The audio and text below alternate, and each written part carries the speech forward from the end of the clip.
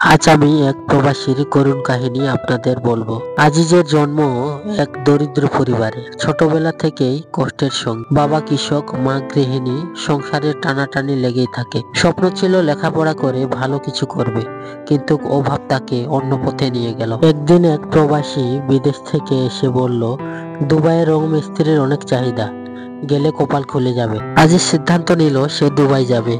এয়ারপোর্টে নেমেই খেলো এক ধাক্কা। যে চাকরির কথা বলা হয়েছিল সেটা মিলল না। এজেন্ট পালিয়ে গেল, কোম্পানি কেউ চিনেও না। অনেক কষ্টে এক পরিচিত লোকের সাহায্যে একটা কাজ পেল, রঙের কাজ।